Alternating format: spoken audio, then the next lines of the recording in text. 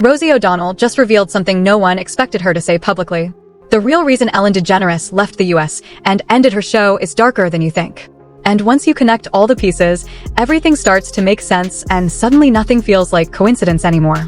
Ellen's executive producer, Stephen "Twitch" Boss, and her ex-girlfriend, and Hetchy both died under mysterious circumstances less than 6 months after the show ended. And some say Ellen was involved. I have an understanding of the cycle of show business and kind of what happens in people's careers and when enough is enough. And oftentimes people don't know that. I think I have a good balance of both in my life, of the importance of both. And it's hard to maintain. It's hard to do, especially when you're doing a show like that. But, I don't think it was the be kind thing that got her. I think that's simplification, but it was a lot of things and it was complicated. And I'm glad that she's, going to be finished and she can get some time, to herself to just, it's a huge kind of strange thing to be on a show like that and have all that attention on you.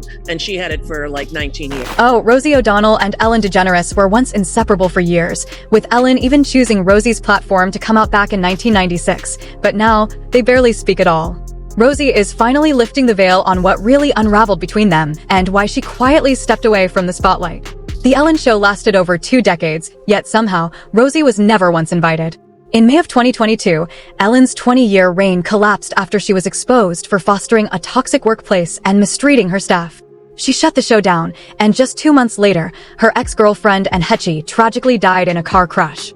Then in December of that same year, Stephen "Twitch" Boss was found dead in what was ruled a suicide. This is speaking out about reports of workplace mistreatment in a letter to her staff. The talk show host shared her initial reaction to the allegations from current and former employees and revealed what actions are being taken to improve company culture.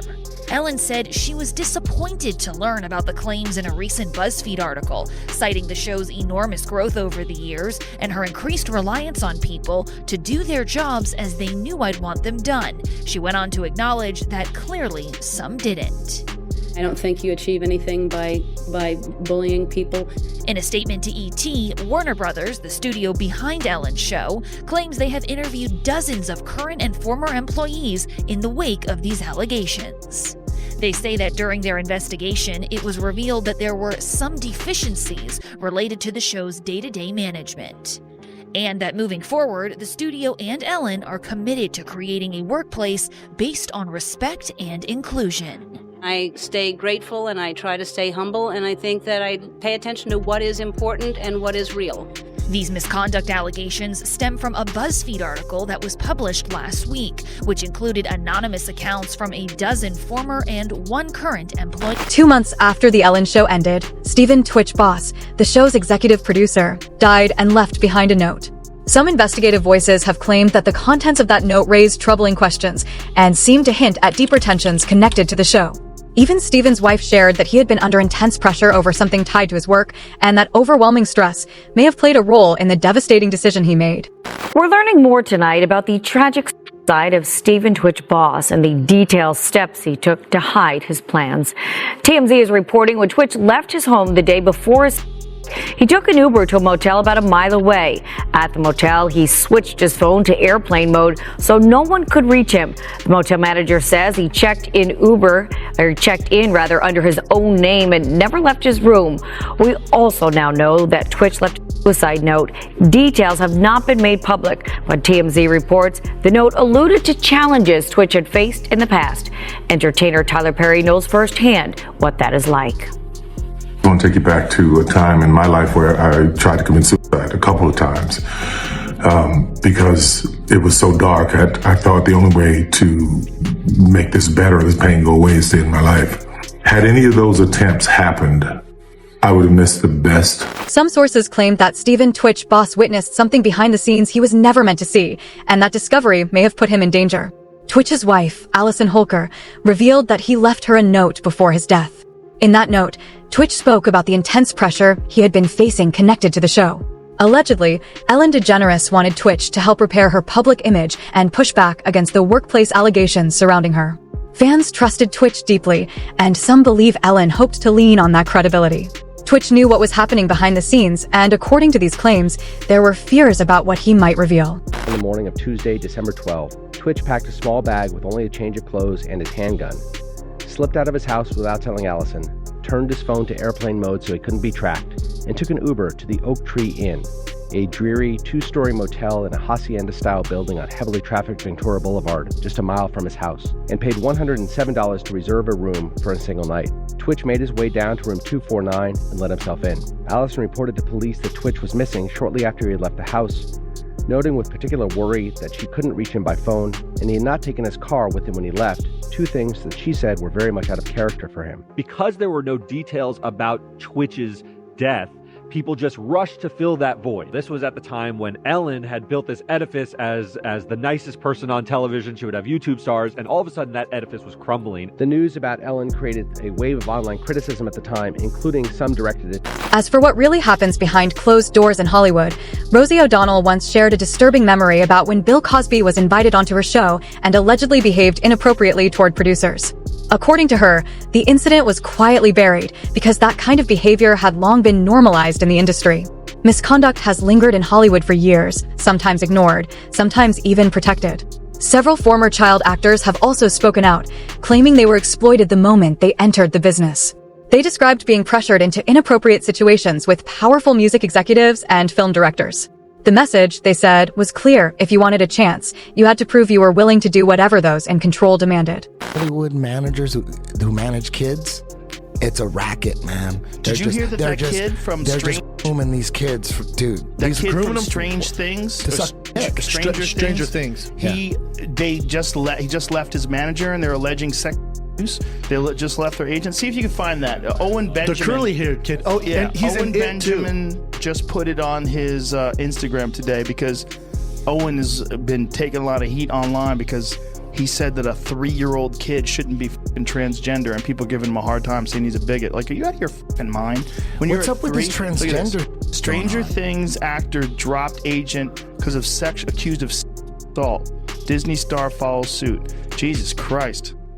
This is nuts. Watch man. An Open Secret, and they go through, dude, they pick, they're accusing people. It's for free, I think, on Vimeo. Yeah, you can watch it for free. An Open Secret. Just on YouTube or something? On Vimeo. You know what Sturgill Simpson told me? He said the same thing exists in music. What? He said in music there's a bunch of pedos and pederasts for sure. in music as well. The entertainment business all the way through. Music, this is what it's about. This is about music and movies and TV. It's about the whole entertainment business. Women and kids.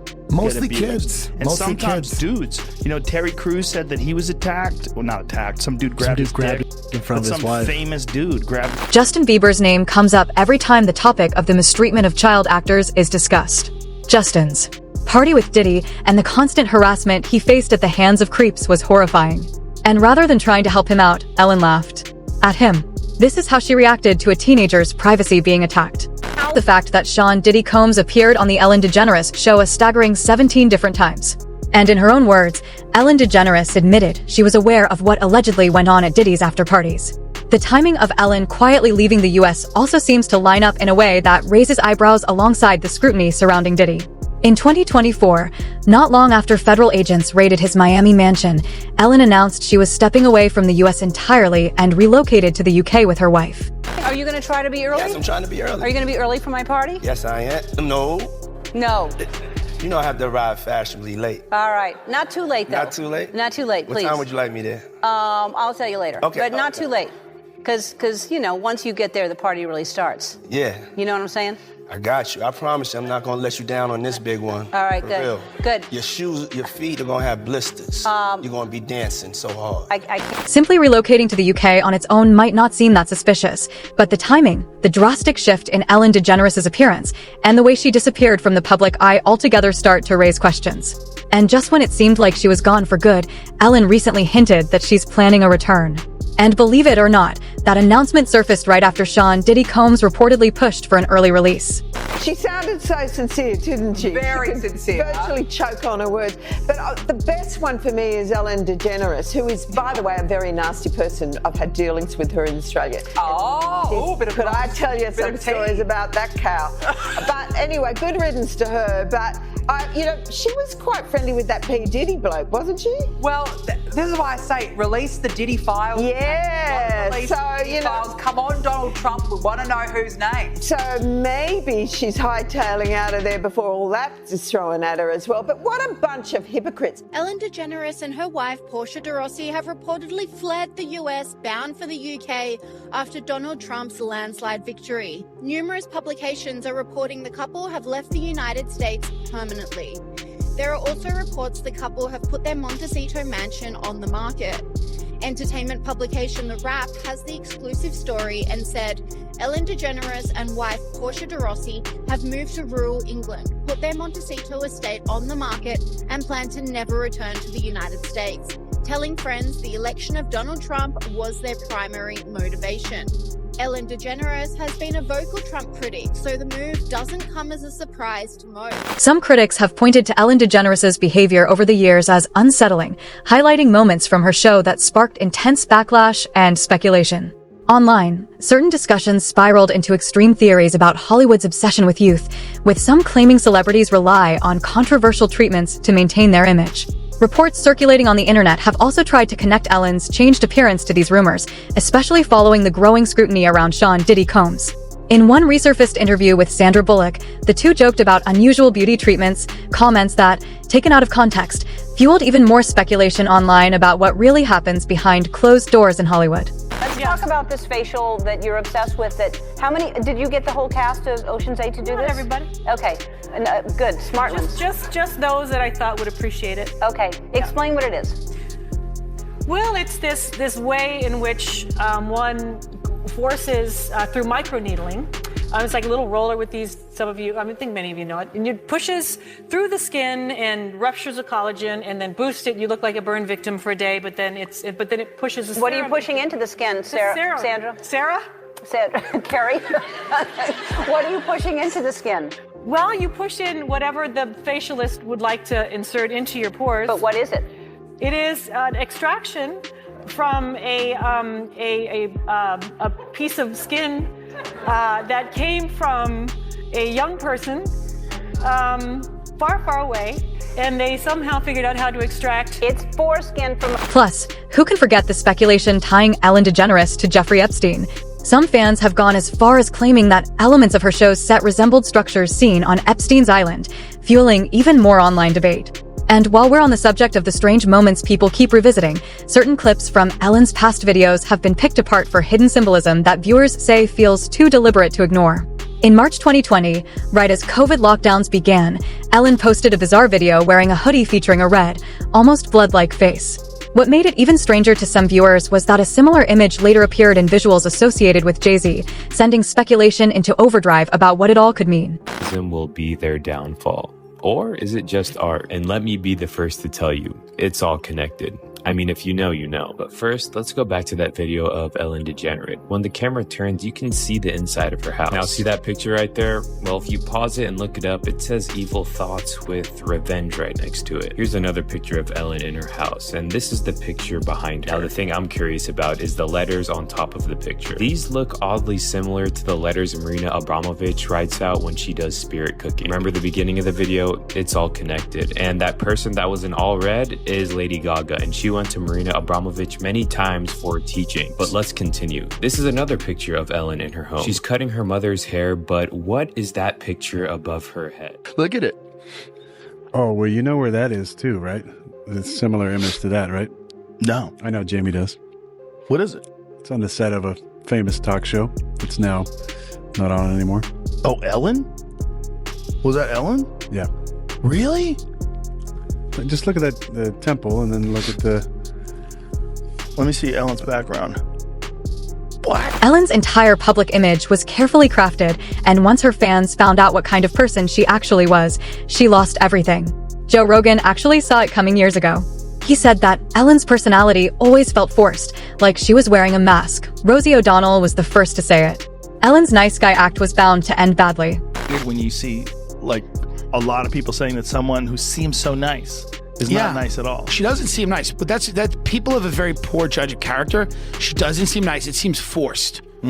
People that are like that all the time, she doesn't seem nice. It's very forced. And whatever, you're allowed to be a bitch, right? You're allowed to be a bitch. You're allowed to be nasty to people. You're accomplished. You're a comedian. You did the whole thing. What you're not allowed to do is have a Guantanamo Bay situation in the backstage of your show where everybody's walking around afraid for their life, and it's like Abu Ghraib where they're hooked up to wires and they Dogs have like around them. Yeah, she's got dogs and hoods. If an intern's late, they have a hood on. I don't support that. That's just me.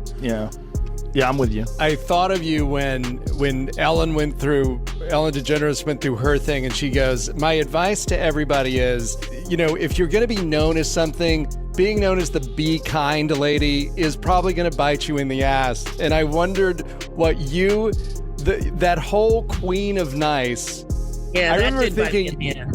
Yeah. Did you think it bit you in the ass? I wasn't aware of that. But Not in the way that Ellen's talking about, I think. But, I said the day it came out, look at this, the queen of nice. In a couple of years, it's going to be the queen of lice, the queen of fried rice, the queen of we don't like her. Ellen's entire public image was carefully crafted, and once her fans found out what kind of person she actually was, she lost everything.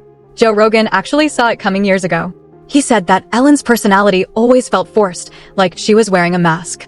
Rosie O'Donnell was the first to say it. Ellen's nice guy act was bound to end badly. Ellen isn't the only one in Hollywood pretending to be a completely different person. On the surface, most celebrities will act like they're the nicest person in the world, but in reality, they don't respect you or think you're worthy of their attention. Joe Rogan said that Hollywood elites treat you like you're beneath them. There's an arrogance that some stars had, like particularly in the 90s. When I first came to Hollywood, and this is like really evident for me because I was not a star, but I was on a television show. So I got to be around a lot of stars. And there was a way that some of them would treat you. They would let you know that you are subhuman. You are below them. They would communicate with you in the most disrespectful and dismissive ways, like weird, like mousy guys that I could like instantly. And they would just be rude to you in a really weird way because they had power. And then when an executive would come over, they would turn on the charm. They'd be smiling and laughing, and then you would talk to them at the craft service and they would dismiss you in the shittiest ways.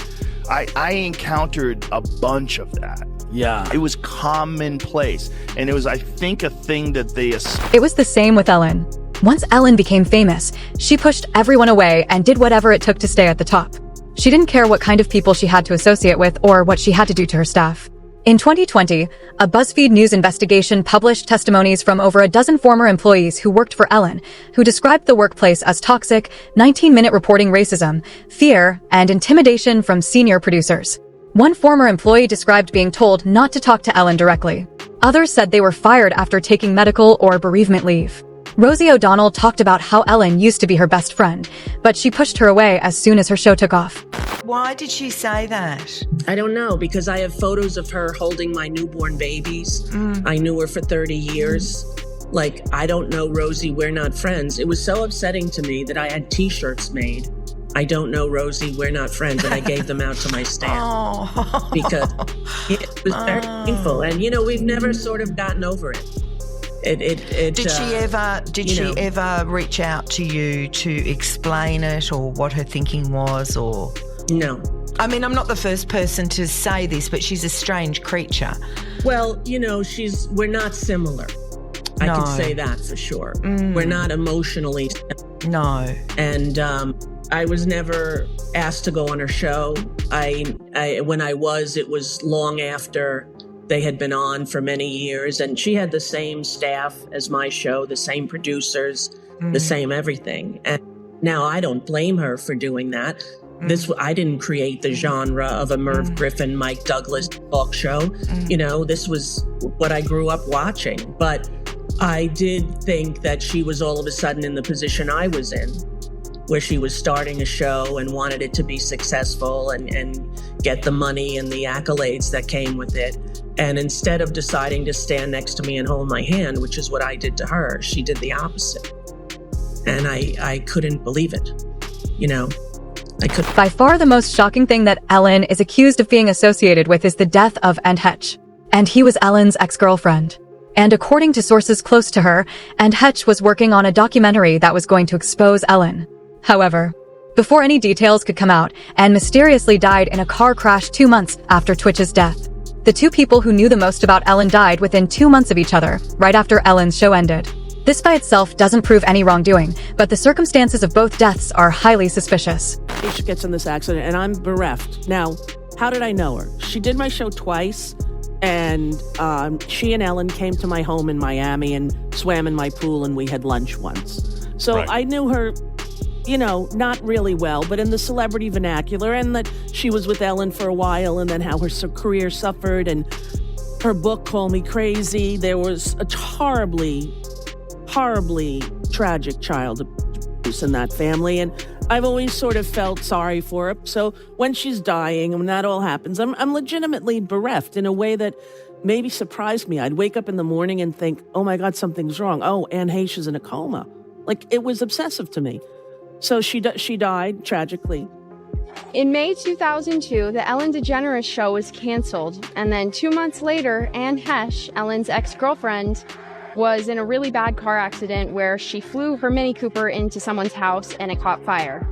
And what has never sat right with me is the cross comparison between the coroner's report and the actual aerial footage.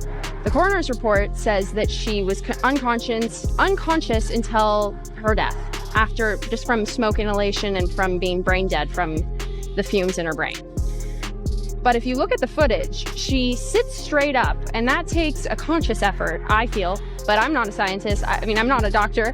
But the other thing is her other host, her co-host Twitch, died 4 months after that. And I just think that that's a suspicious amount of like close people around you. No one can ever really know exactly what Ellen was involved with since both Twitch and Hitchell died. But here's the thing, the rest of Hollywood is just as bad.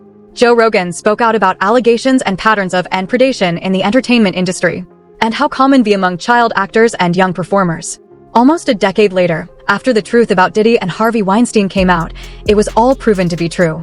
Agents and taking auditions. No, don't let your kids get into acting. Do not let your kids get into that. Has it worked out? Well, you know, the other thing is, like, look at what happened with that Sandusky guy. That guy was taking care of kids. Like, his whole thing was like, hey, I do charitable work with children. You know, I do charitable work and I take care of these kids. Camp. Yeah, I'm just all about helping kids. It's all about helping kids. They're our future. If you're an actress and you worked with Harvey Weinstein, you never tried to get hit on you? Like, what you is ugly. wrong with me? Well, you ugly. Yeah, you ugly. What is wrong with my face? They're really going after him. That seems weird. Well, it doesn't seem weird, dude. Look Hell yeah, they're going after him. That guy's entire business. Here's the thing. He's one of many. There's got to be like a bunch of people that ran their business that way. But Weinstein, they say like in Hollywood, like my agent's like, oh no, yeah, it's about time he got caught. I'm like, what the? Everyone knew this. Dude, like everyone knew. Did you see his contract? It was in his contract. The way he had his contract set up was like they had a certain amount of money that he would have to pay if he had a claim against him.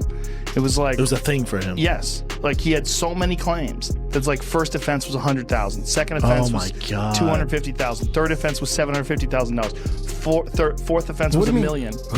He had it written into his contract with Miramax. His contract with the Weinstein Company, like he owned Miramax, right? I don't know. Explain that contract. Like he'd have to pay $100,000. Yes. They're protecting themselves. Oh, when they sign harassment. When they sign him, they go, okay, the first time you one of these goods, it's going to be $100,000. Yes. Second time, it's $200,000. It's not holy. Yes, I mean it was. That's so how big of a problem it was. It was such a huge. It was so known of what he would do, and look, even Quentin Tarantino. Here's the question nobody in Hollywood wants answered right now: how many more are hiding behind carefully crafted smiles and untouchable reputations? Because according to Joe Rogan, this isn't about one name. It's a system built to protect itself at any cost. And if you've made it this far, you already feel it. This story runs deeper, darker, and far more dangerous than anything mainstream media will ever admit. So don't look away now. Hit subscribe, stay locked in, because what comes next will shake everything you thought you understood. And trust me, you are not ready for what is coming at all today.